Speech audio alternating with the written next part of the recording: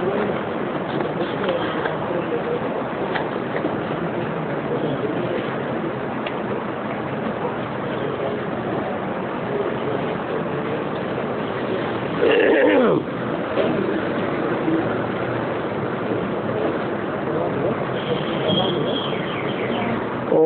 शांति। वाणी चल रही थी 18 अगस्त 1968, तीसरे पेज के आज में बात चल रही थी। ये ज्ञान की समझने की बातें हैं। ऐसे तो शास्त्रों में भी ऐसी ऐसी बातें लिख दी हैं जो पढ़ते पढ़ते शिव बाबा के साथ ट्रेटर बन गए हैं।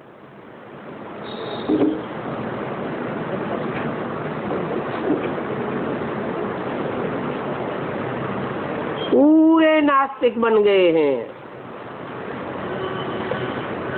कितनी निंदा कराई दी है। तुम बच्चों को भी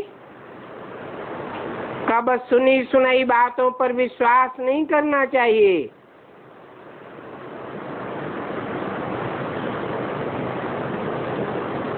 अंधश्रद्धा अंधविश्वास की बातें सुननी नहीं चाहिए। बाप से पूछो कि ये ऐसी ऐसी बातें करते हैं, ऐसे ऐसे कहते हैं, ये बात क्या सत्य है? तो बाप बताए देंगे, समझाए देंगे। नहीं तो बहुत झूठी बातें बनाने में देरी नहीं करते हैं। झूठी झूठी बातें सुना करके औरों की दिल ही खराब कर देते हैं।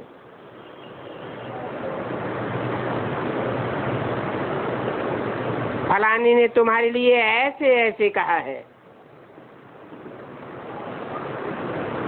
ऐसे बोल करके बुद्धि खराब कर देंगे।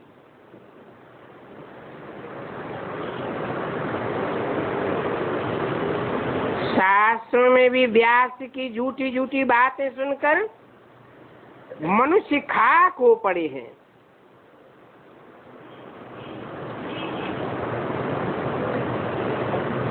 बाबा जानते हैं कि ऐसे तो दुनिया में बहुत होता है। उल्टी सुल्टी बातें सुना करके दिल को खराब कर देते हैं।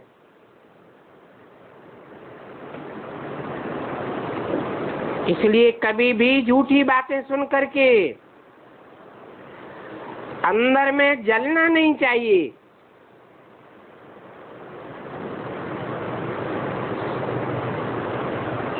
पूछो,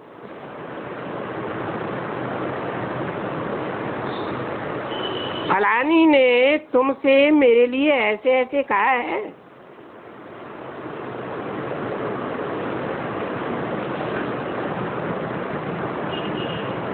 सफाई हो जानी चाहिए।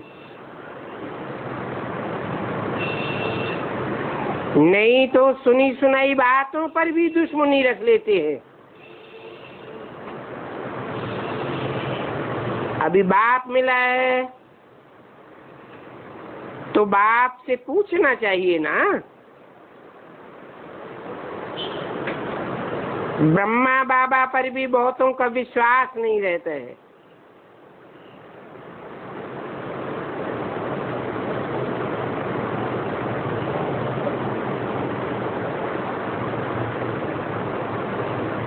शिव बाबा को भी भूल जाते हैं।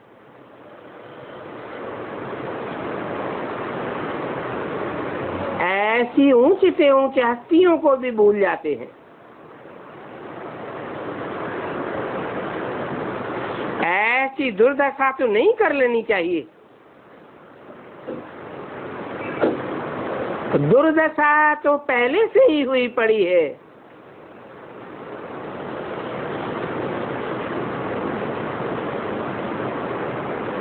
ऐसे फिर जाकर के वहां क्या बनेंगे?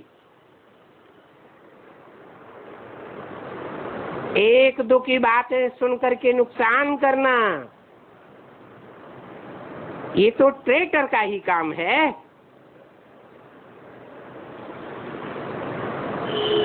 ट्रेटर का ये धंधा है। जो सर्विसेबल बच्चे होंगे वो तो सदैव सर्विस में ही लगे रहेंगे। बाबा के पास सर्विसेबल बच्चों के समाचार तो आते हैं ना।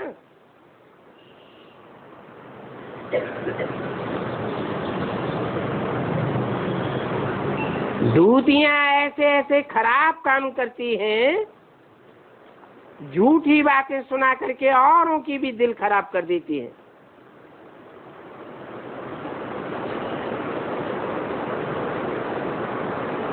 बाप तो आए ही हैं सबको ऊंचा बनाने के लिए।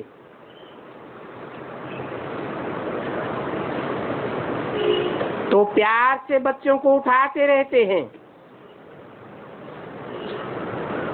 बच्चों को ईश्वरीय मत लेनी चाहिए। बाबा से पूछेंगे तो जवाब ठीक ही मिलेगा। अगर निश्चय ही नहीं होगा, पूछेंगे ही नहीं, तो फिर जवाब कैसे मिलेगा? बाप जो समझाते हैं उन बातों को धारण करना चाहिए, क्योंकि विश्व में शांति स्थापन करने के निमित्त तुम बच्चे बने हो।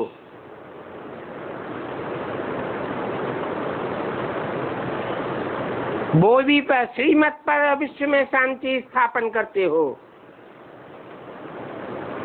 दुनिया में और कोई की मत तो ऊंचे ऊंचे है ही नहीं। ऊंचे ऊंचे भगवान की ही ऊंचे ऊंचे मत है।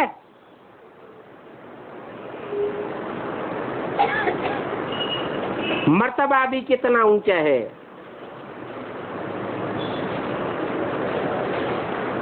बाप तो ऊंच से ऊंच बनाते हैं। कहते हैं कि अपना ही कल्याण करके ऊंच पद पाओ, महारथी बनो। अगर पढ़ेंगे ही नहीं तो क्या पद पावेंगे? ये तो जन्म जन्मांतर कल्प कल्पांतर की बाजी है।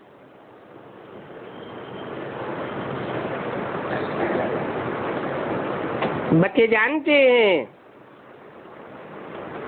कि दास दासियां भी तो नंबरवार ही होंगी ना, और बाप तो ऊंच बनाने के लिए ही आए हैं। परंतु फिर भी पढ़ते नहीं है तो क्या पद पावेंगे?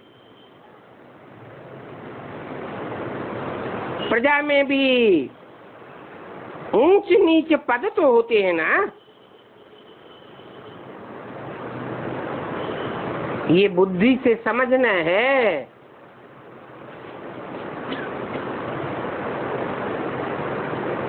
इसलिए समझाया है कि 16,000 जो राज परिवार में आने वाली आत्माएं हैं, उनमें ऐसे बहुत हैं जिनसे भी ऊंचे पद प्रजावर्ग के फर्स्ट क्लास साहूकार पा लेते हैं।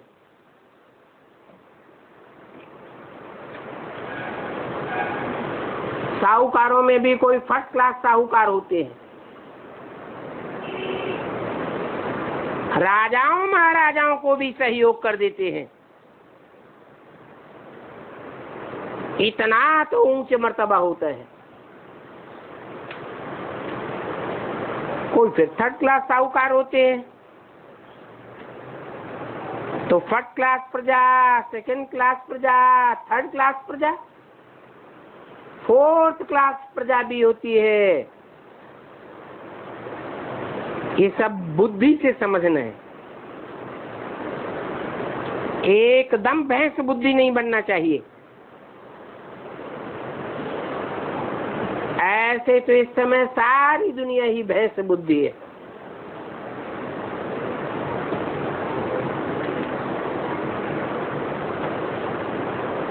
इनको कुछ भी पता नहीं पड़ता है कि हम कहाँ जाते हैं, ऊपर जाते हैं व नीचे उतरते जाते हैं। भैंस बुद्धियों को तो कुछ भी पता नहीं पड़ता। बाप आकर के समझाते हैं, अंधो तुम तो नीचे ही उतरते जाते हो। फिर भी देखो घमंड कितना है।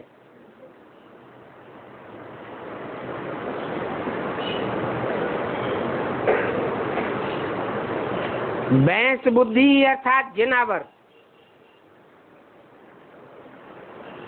जंगली जिनावर भी होते हैं ना,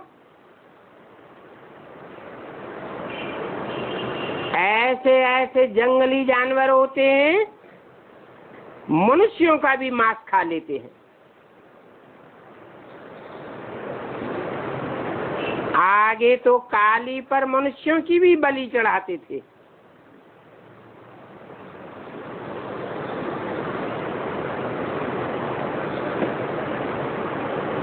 समझते थे कि जितना ही छोटे बच्चे की बलि होगी उतनी ही स्वादिष्ट होगी। यहाँ ज्ञान में छोटे बच्चे कौन हुए हैं? जो नए नए ज्ञान में आते हैं, सात्विक स्टेज में होते हैं। ज्ञान भी सतो प्रधान, सतो सामान्य, रजो प्रधान और तमो प्रधान 4 अवस्थाओं से गुजरता है।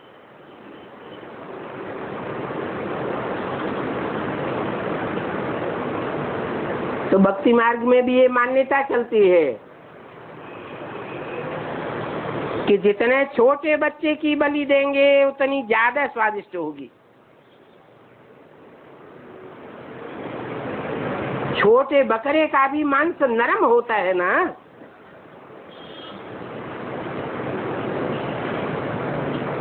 आगे जब महात्मा बुद्ध आए थे, उन्होंने आकर के जब अहिंसा का पाठ पढ़ाया था, उससे पहले तो छोटे बच्चों की ही बलि चढ़ाते थे।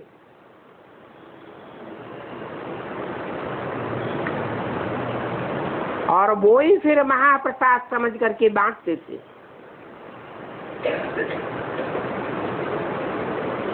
ऐसे ये आदमखोर मनुष्य ठहरे ना,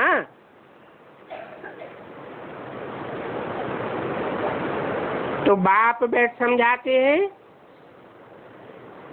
कि तुम तो आदमखोर बन गए हो। कैसे?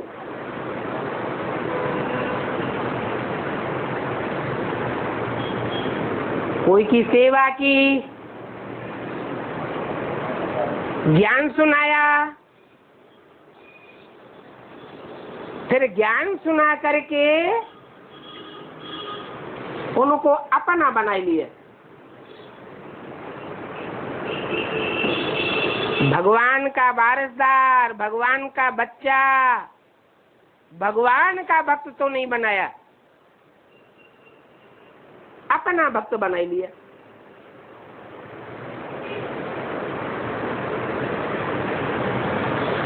तो किसने खाया? भगवान ने खाया। भगवान के ऊपर चढ़ा।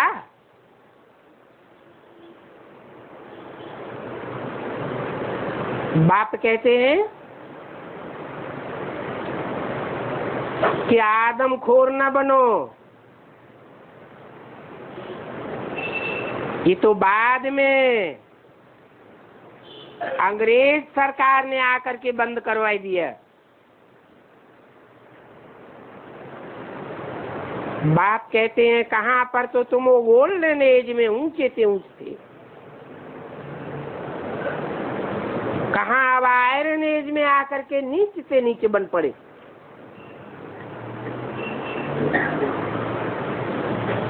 मनुष्य बैठ मनुष्यों को ही खा जाते हैं। आयरन एज में कुछ पता ही नहीं चलता है।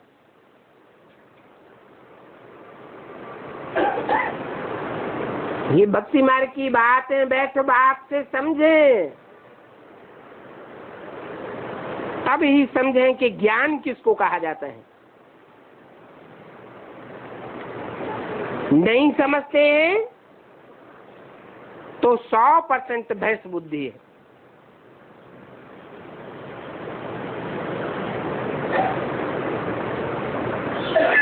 ज्ञान तो भगवान का दिया हुआ है या हमारा ज्ञान है? भगवान का दिया हुआ ज्ञान अपने स्वार्थ के लिए यूज कर लिया, अपना पिट्ठू बना लिया,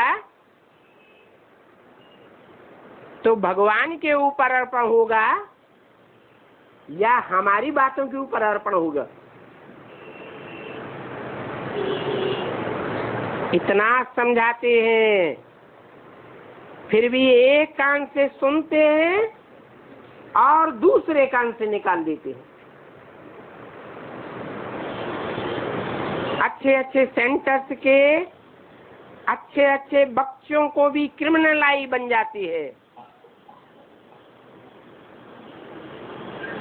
ज्ञान सुनाकर बनाना है सिविल आई,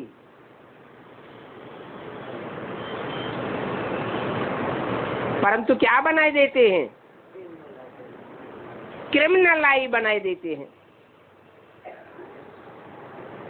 नफा नुकसान, बाप की इज्जत की परवाह थोड़ा ही रखते हैं। कोई को ज्ञान सुनाया, ज्ञान सुनाकर अपना बना लिया, आगे चल के माया की बड़ी बड़ी परीक्षाएं आई तो घबरा करके जिसको ज्ञान सुनाकर अपना बना लिया उसी के साथ शादी करके बैठ जाते। तो बाप का नाम बाला होगा या बदनाम होगा? कुछ भी नफा नुकसान की इज्जत नहीं रखते। मूल बात है ही क्रिमिनलाई की। बाप कहते हैं ये काम महाशत्रु है, इनको जीतने के लिए कितना माथा मारना पड़ता है। मूल बात है ही पवित्रता की। इस पवित्रता की बात पर ही शुरुआत से कितने झगड़े होते आए हैं।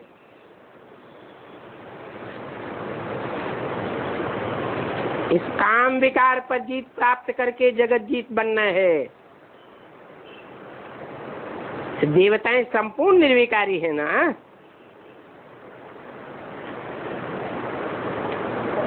आगे चल के तो सब समझ ही जाएंगे, परंतु अभी जो इतना समझाने पर नहीं समझ रहे हैं तो पद तो नीचा हो जाएगा ना। बाप तो जानते हैं कि नई दुनिया की स्थापना तो हो ही जाएगी। अच्छा, माता पिता बाप दादा का बच्चों को याद प्यार गुड मॉर्निंग, रूहानी बच्चों को नमस्ते। एक छोटा सा रात्रि क्लास है, 1868 का। बच्चों की बुद्धि में अनेक प्रकार के पॉइंट्स रहते हैं। सृष्टि के आदि मध्य अंत को तुम बच्चे जान गए हो, ये समझा सकते हो कि हम परमपिता परमात्मा के जीवन चरित्र या बायोग्राफी को जानते हैं।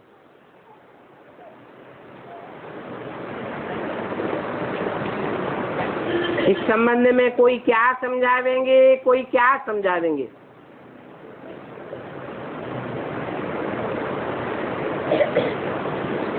कोई तो फिर नहीं समझा पाते हैं।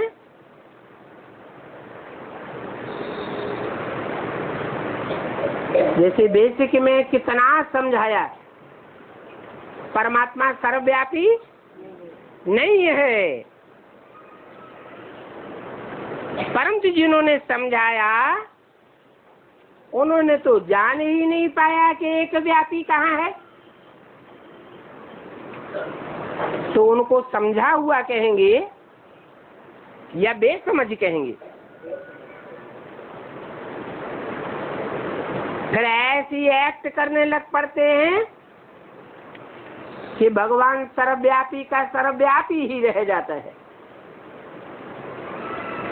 बल बड़े बड़े मेगा प्रोग्राम करते हैं, बड़े बड़े पोस्टर छपाते हैं, उनमें त्रिमूर्ति में फिर अपने ही चित्र छापने लग पड़ते हैं।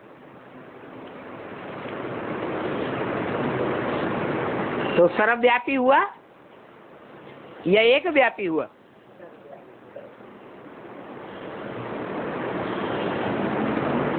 लोग तो कहेंगे कि भगवान सर्वव्यापी है। अब सर्वव्यापी बाप का होना ये कोई बाप की बायोग्राफी थोड़ी ही हुई।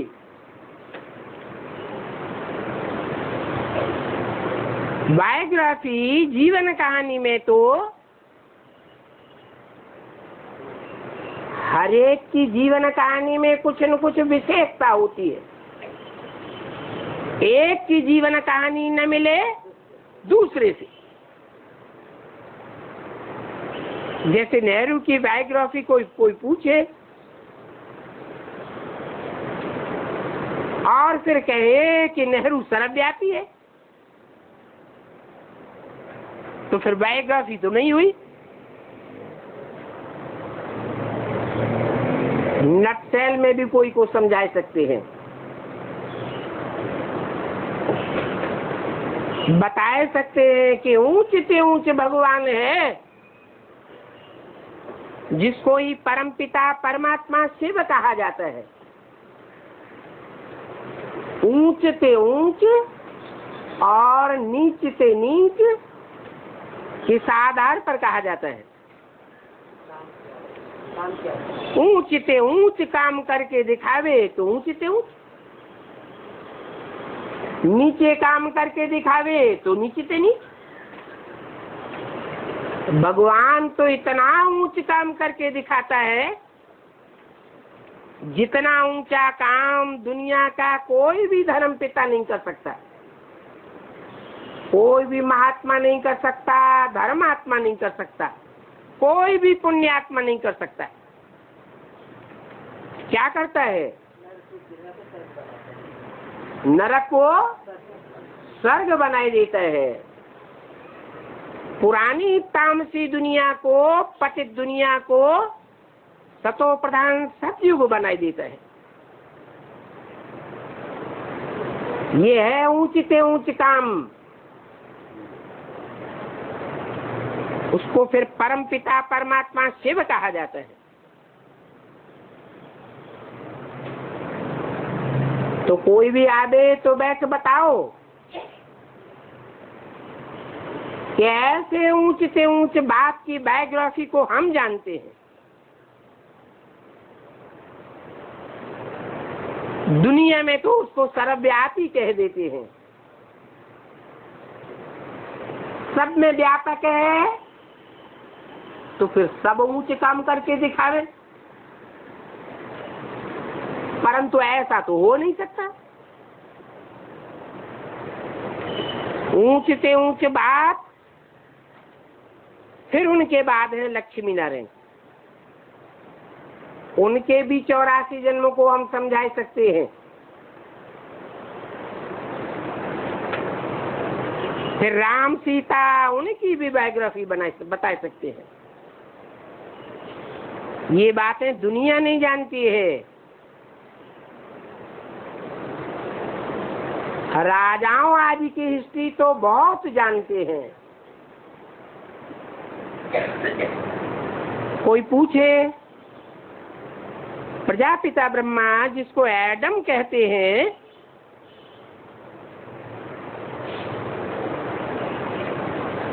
उनको जानते हो?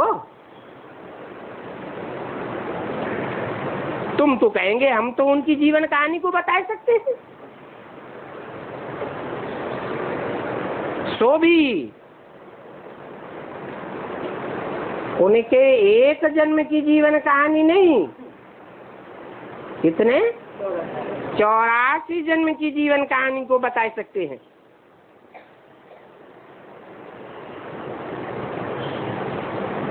काली का भी बता सकते हैं।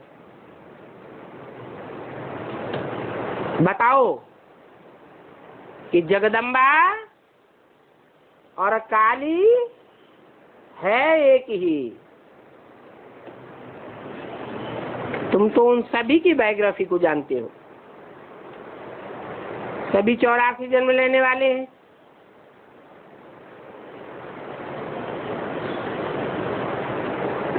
चौरासी लाख जन्म तो होते नहीं है। 84 लाख योनियां होती है। सतयुग आदि से लेकर के कलयुग अंत तक। परंतु मनुष्य आत्मा 84 लाख योनियों में जन्म नहीं लेती है। हाँ, 84 लाख योनियों जैसे कर्म करती है, परंतु सूरत उन जैसी नहीं होती है। बंदर जैसी सीरत हो सकती है, परंतु सूरत तो मनुष्य की ही कहेंगे। तो बताओ कि त्रिमूर्ति ब्रह्मा विष्णु शंकर की बायोग्राफी को भी हम जानते हैं। सो भी न सिर्फ एक जन्म की, बल्कि उनके 84 जन्मों की बायोग्राफी को भी बता सकते हैं। किसकी? ब्रह्मा की, विष्णु की और शंकर की। अच्छा, फिर सवाल पैदा होता है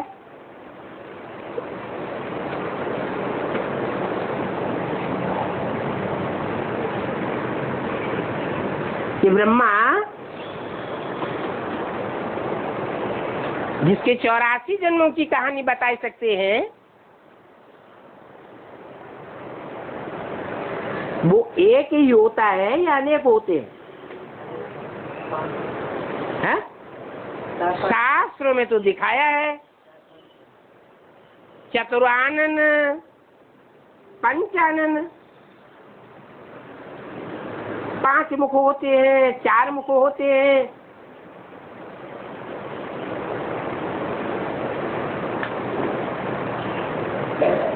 तो जब 4 मुख होते हैं या 5 मुख होते हैं, संपन्न होने की यादगार शास्त्रों में लिखी हुई है। कभी टीवी में ब्रह्मा को बोलते हुए सुना है? सुना है? नहीं सुना। 4 मुख वाले ब्रह्मा को बोलते हुए नहीं सुना। हा? सुना ना? एक जैसी बात बोलते हैं या 4-5 मुख अलग अलग बातें बोलते हैं? एक ही जैसी आवाज और एक ही बातें बोलते हैं। ये संपन्न स्टेज की यादगार है या अधूरी स्टेज की यादगार है? जब उनका संपन्न स्टेज का पुरुषार्थ संपन्न होता है तो एक ही आवाज बोलते हैं। ब्रह्मा सो क्या बनते हैं? विष्णु बनते हैं। विष्णु को भी 4 भुजाएं दिखाते हैं, सर एक दिखाते हैं। इसका मतलब ये हुआ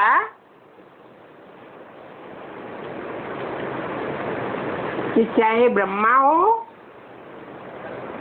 चाहे विष्णु हो, सब आत्माओं का अपना अपना पार्ट नुधा हुआ है। एक का पार्ट न मिले दूसरे से। हाँ, जब संपन्न स्टेज होती है तो एक भाषा बोलते हैं, उनकी भाषा में भी क्रॉस नहीं हो सकता।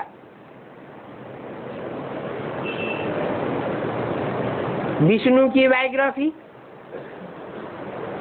हम जानते हैं, कोई एक आत्मा तो विष्णु नहीं है, कितनी आत्माओं का संघात मिलकर के विष्णु दिखाया गया है।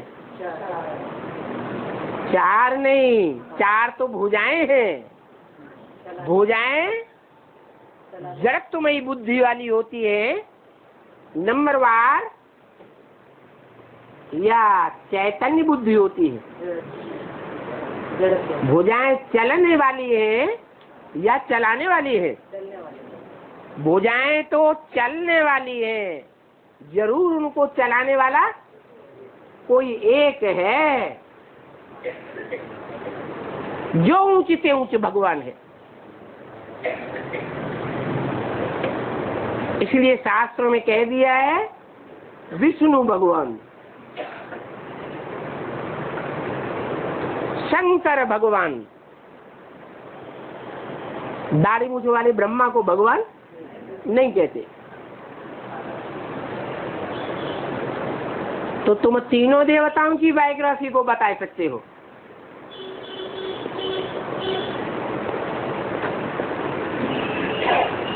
उनमें भी जो विष्णु के पासधारी नंबरवार हैं या ब्रह्मा के रूप में जो मुख दिखाए गए हैं वो नंबरवार हैं। उनमें कोई फर्स्ट क्लास भी होंगे या नहीं होंगे? है? जो फर्स्ट नंबर है वो अर्जुन कहा जाता है।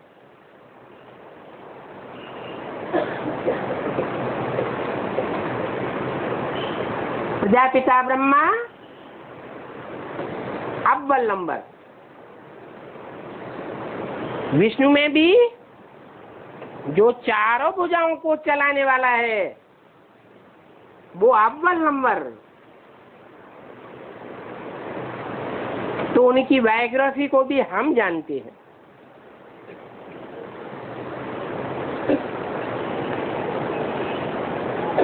मुख्य है भारत की बात।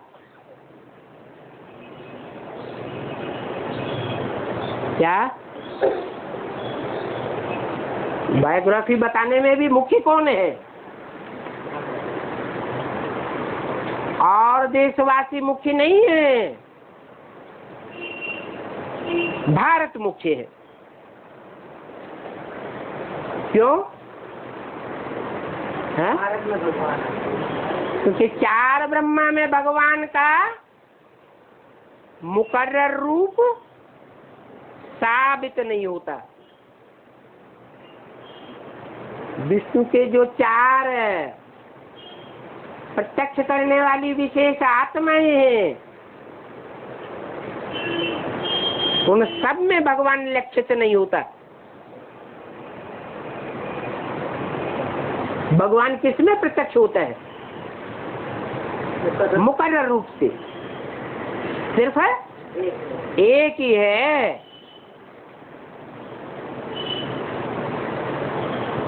जो ज्ञान के आधार पर मनुष्यों को समझाया जा सकता है।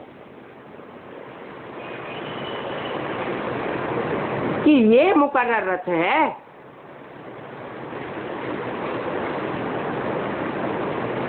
औरों को ज्ञान के आधार पर नहीं समझाया जा सकता। कोई कितना भी बोल चाह रहे मैं भगवान हूं, मेरे अंदर भगवान आता है, परंतु वह बात साबित नहीं हो सकती।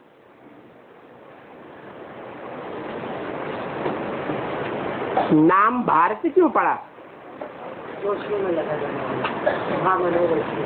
क्योंकि और जो आत्माएं हैं विष्णु के रूप में पार्टधारी हो, ब्रह्मा के रूप में पार्टधारी हो, अलग अलग रूप तो दिखाई है ना। वो सदैव अर्थात रोशनी, ज्ञान की रोशनी में रत नहीं रहते। रत रहना माना लगे रहना।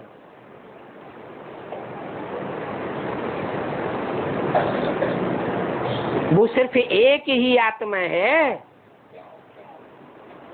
जो आदि से लेकर के अंत तक ज्ञान की रोशनी में संलग्न रहती है। इसलिए बाप भगवान भारत में ही आते हैं।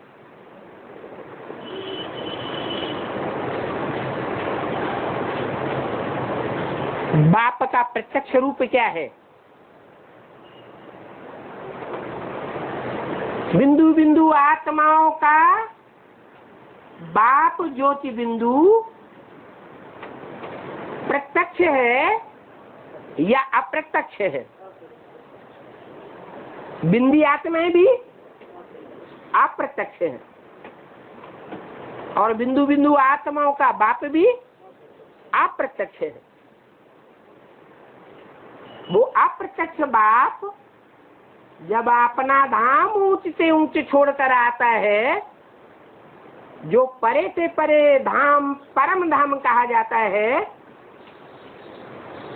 तो किस रूप में प्रत्यक्ष होता है?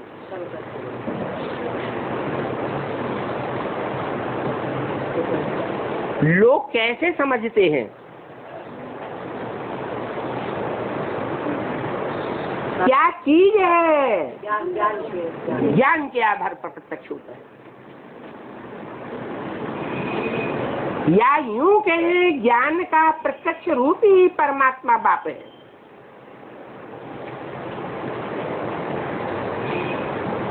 अगर ज्ञान न सुना दे, चमत्कार दिखावे, साक्षात्कार ही साक्षात्कार आता रहे,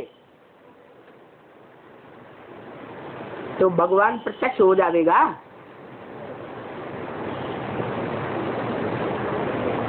ज्ञान से ही भगवान बाप की प्रत्यक्षता होती है। इसलिए ज्ञान की बड़ी भारी महिमा है। ये पहला पहला बाप का वर्षा है। अव्यक्त बाप का ये अव्यक्त वर्षा है। क्या? ज्ञान। जो जितना ज्ञान उठावेगा वो उतना बड़ा वर्षे का हकदार बनेगा। प्रैक्टिकल में बड़े से बड़े वर्षे का हकदार बनेगा।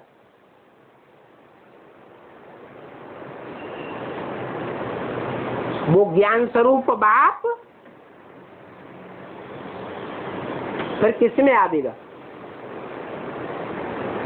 जो ज्ञान को महत्व देगा उसमें आवेगा, या जो उस बाप की प्रॉपर्टी, बाप के उस रूप को महत्व ही नहीं देगा उसमें आवेगा। तो भारत ही है जिसमें बाप आते हैं।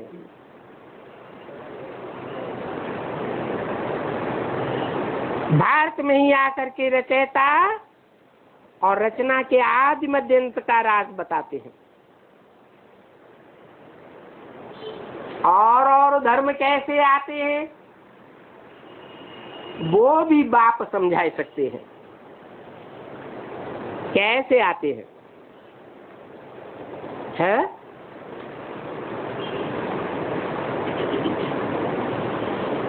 और धर्मों की जो मुख्य आत्माएं हैं, उन धर्मों के जो बीज बाप हैं,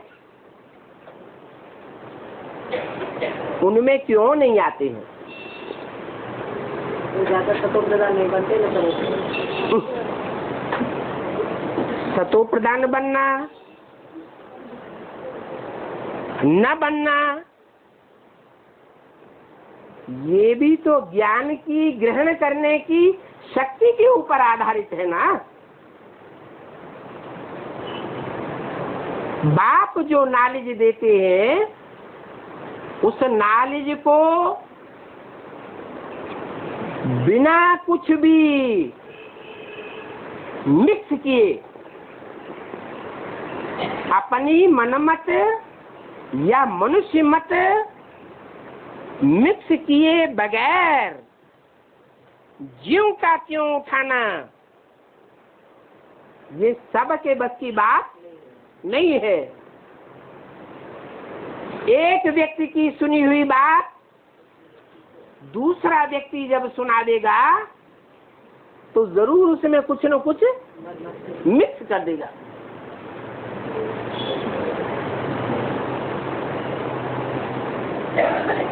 कुमारता का दादी में ये शिस्त थी कि ब्रह्मा के मुख से जो भी वाणी निकलती थी, घंटे डेढ़ घंटे उस वाणी को शब्द सह ज्यों का त्यों सुना देती थी। फिर भी अंतर पड़ गया या नहीं पड़ गया?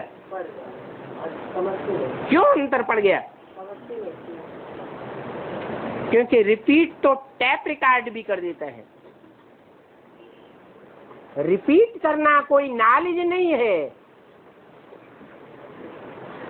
जो भी भगवान बाप नॉलेज सुनाते हैं,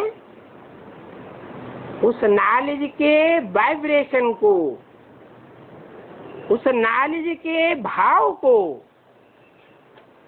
ज्यों का त्यों पकड़ना और ज्यों का त्यों दूसरों को सुनाना, समझाना, ये एक जैसा सबका नहीं हो सकता। तो और धर्म पिताएं भी ज्ञान ग्रहण करते हैं।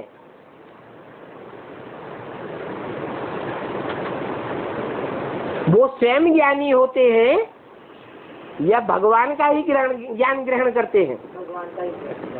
क्या होता है? भगवान जब संगम युग में आता है तो भगवान का ही ज्ञान और धर्म पिताएं भी ग्रहण करते हैं।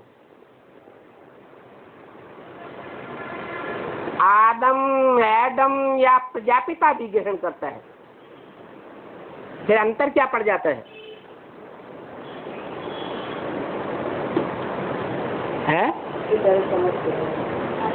अंतर पड़ता है जो और धर्म पिताएं हैं, वो अपन को आत्मा समझने की उतनी प्रैक्टिस नहीं करते। आत्मिक स्थिति में रह करके भगवान बाप के ज्ञान को नहीं सुनते। कुछ न कुछ देह का अहंकार रह जाता है।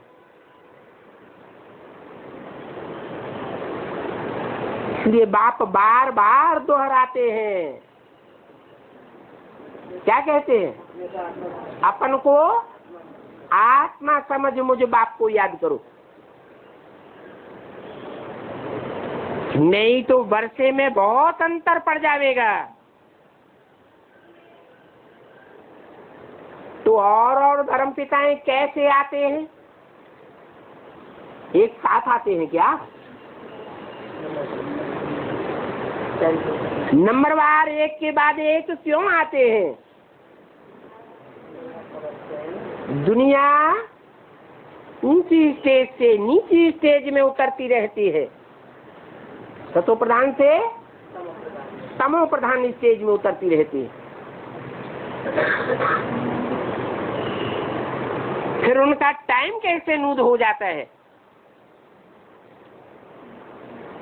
आने का?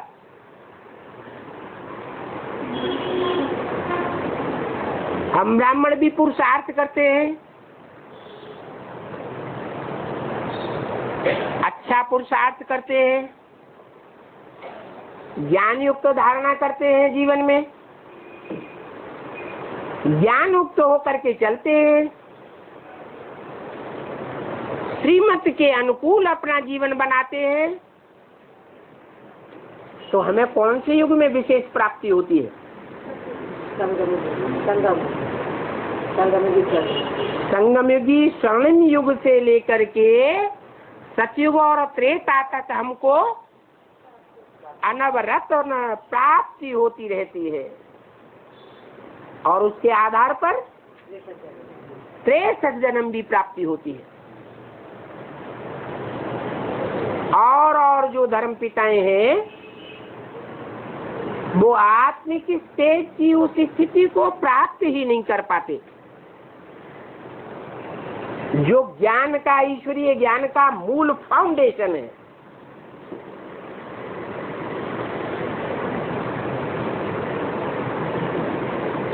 वो धर्म पिताएं अभी ज्ञान में निकले होंगे या नहीं निकले होंगे? नहीं। वो धर्म पिताएं जो परमधाम से डायरेक्ट द्वापर कलयुग में आते हैं, है? आप नहीं, अकेले नहीं बोलिए। वो धर्म पिताएं अभी ईश्वरीय ज्ञान को पकड़ा होगा या नहीं पकड़ा होगा? इस दुनिया में है या नहीं है? दुनिया में तो है, लेकिन ईश्वरीय ज्ञान की बातें अभी पकड़ ले, ये नहीं हो सकता, क्योंकि जो जितना देह अहंकारी होगा उतना ज्ञान की बातों से दूर रहेगा।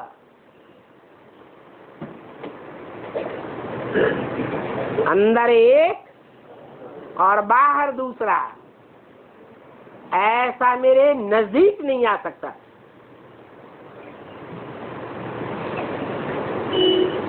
है तो नंबर बार, तो वो धर्म पिताएं आगे पीछे कैसे आते हैं? धारणा के आधार पर आते हैं। त्रिमूर्ति और गोला समझाने के लिए बहुत अच्छा है। क्या समझाने के लिए है? दूसरे दूसरे धर्मों की बात अगर समझानी है तो कौन कौन से चित्रों पर अच्छी तरह समझा सकते हैं? गोले के चित्र पर और झाड़ के चित्र पर समझा सकते हैं। बता सकते हैं कि आधा कल्प तो है एक धर्म, बाकी आधा कल्प में अनेक धर्मों का आवर्तन होता है। इसलिए उसको कहते हैं द्वापुर, द्वैतवादीपुर। इन बातों का सारी दुनिया के मनुष्य मात्र को पता नहीं है।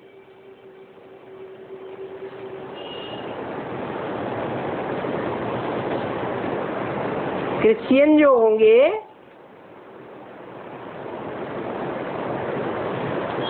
इन बातों को न जानने के कारण भले उनको सुनाया हो तो भी विश्वास करेंगे? विश्वास ही नहीं करेंगे। वो क्राइस्ट का बाइबल ही सुनाते जा देंगे, और क्या सुना देंगे? परंतु तुम बच्चों की बुद्धि में तो सारी बातें हैं। तुम समझा सकते हो कि हम रचयिता और रचना के आदि मध्य अंत को जानते हैं, इसलिए हम आस्तिक हैं। हम आस्थावान किस लिए हैं? हम जिसके ऊपर आस्था रखते हैं उसकी बायोग्राफी को हम जानते हैं, इसलिए हम आस्तिक हैं। दुनिया में जो भगवान बाप को नहीं जानते हैं तो वो उसकी बायोग्राफी को भी नहीं बता सकते हैं। मोस्टली तो यही बतावेंगे भगवान सर्वव्यापी है। सर्वव्यापी है तो बायोग्राफी जीवन कहानी की बात खत्म हो जाती है। तो दुनिया में तो कोई नहीं जानते हैं। ऐसे ऐसे तुम समझा सकते हो, भाषण में भी लिख सकते हो। जो ऋषि मुनि थे वो परमात्मा को और उनकी रचना के आदि मध्य अंत को नहीं जानते थे। इतने बड़े बड़े विद्वान पंडिताचार्य ही नहीं जानते थे, परंतु देखो वंडर है,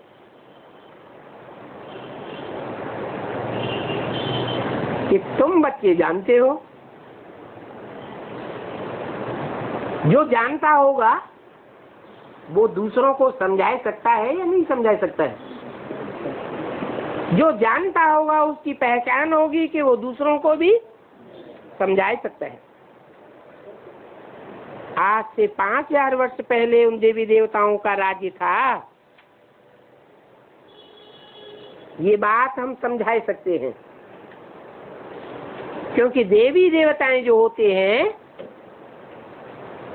वो स्वर्ग में होते हैं। स्वर्ग में सुख होता है या दुख भी होता है? स्वर्ग में सुख होता है, सुख ही सुख होता है, दुख का नाम निशान नहीं होता है। इसलिए स्वर्ग में कोई भी दिन नहीं गिनता,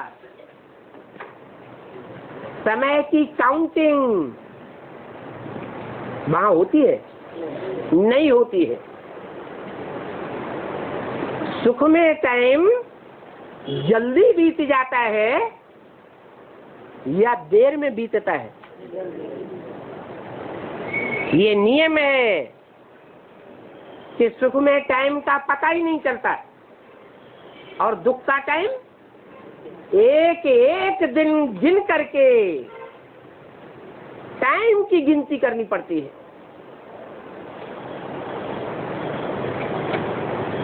तो बात स्पष्ट है, जिस दुनिया में समय की गिनती करनी पड़ती है उसकी हिस्ट्री बनाई जाती है। मनुष्यों की इस द्वैतवादी दुनिया में 2500 वर्ष की हिस्ट्री मिलती है। उस 2500 वर्ष में दो मतें फैलाने वाले दूसरे दूसरे धर्म पिताएं आए, और जब परिवार में ही समझो 2 मतें हो जाएं तो झगड़ा होगा कि नहीं? झगड़ा जरूर होता है। तो ये द्वैतवादी दुनिया द्वापर युग है, जहां से दुनिया में झगड़े, फसाद, मारामारी होती आई है। ये दुख की दुनिया है जहां मनुष्यों ने एक एक दिन काउंट करके जीवन बिताया है। एक जीवन नहीं, अनेक जन्म बिताए हैं। नहीं तो पूर्व जन्म का किसी को याद नहीं रहता है। फिर भी कितने वर्ष की हिस्ट्री है मनुष्यों के पास मौजूद है? 2500 साल की हिस्ट्री नंबरवार प्रूफ और प्रमाण के साथ मनुष्यों के पास मौजूद है। मोहनजोदड़ो हड़प्पा की खुदाई इस बात का प्रमाण है। मेसोपोटामिया शहर की खुदाई इस बात का प्रमाण है कि 2500 से पुरानी कोई भी चीज वहां नहीं मिली। भारत के शास्त्रों में भी लिखा हुआ है कि भगवान आज से 2500 साल पहले, वो 5000 साल पहले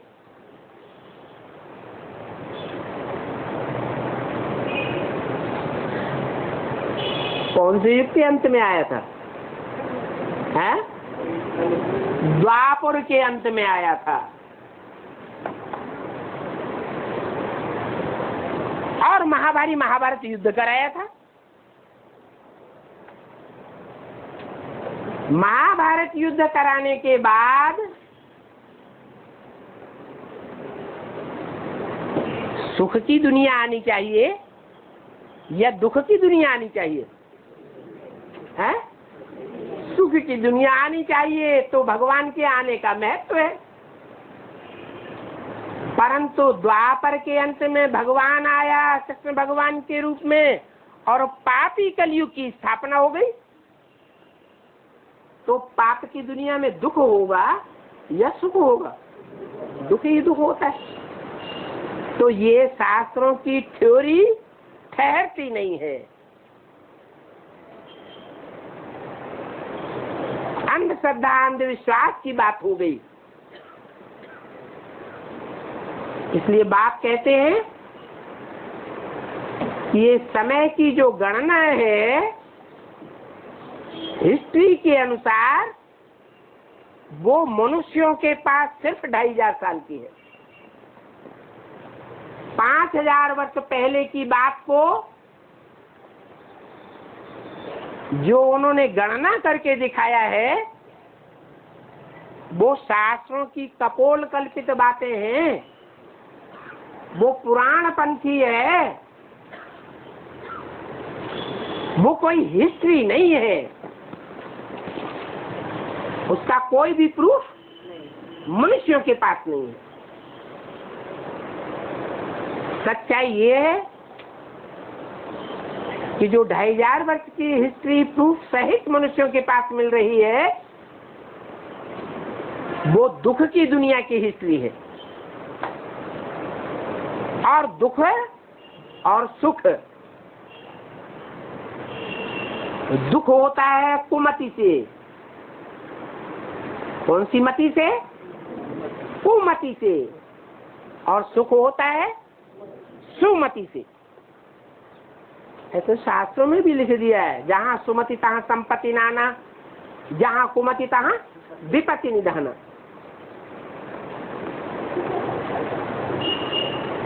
सुमति देने वाला कौन है? सो कोई को पता ही नहीं है। बुद्धिमानों की बुद्धि एक ही परमपिता परमात्मा है, जिसकी बुद्धि कभी भी भ्रष्ट नहीं होती। मनुष्य तो जन्म मरण के चक्र में आते आते, देह के सुख भोगते भोगते, मन बुद्धि रूपी आत्मा को नीचे गिराए देते हैं या बचे रहते हैं? नीचे ही गिराते चले जाते हैं। एक ही आत्मा ऐसी है मनुष्यों के बीच में पार्ट बजाने वाली, जो कभी भी नीचे नहीं गिरती है, जन्म मरण के चक्र में नहीं आती है, गर्भ से जन्म नहीं लेती है। ये उसी आत्मा का कमाल है जो आकर के इस सृष्टि पर स्वर्ग स्थापन करती है। जरूर सदाकाल स्वस्थिति में रहने वाली आत्मा होगी। नहीं तो देवताएं भी स्वस्थिति में रहते हैं, परंतु क्या सदाकाल स्वस्थिति में रहते हैं? 2000 साल के बाद उनकी स्वस्थिति परिस्थिति में फंस जाती है, सदाकाल स्वस्थिति में नहीं रहते हैं। लेकिन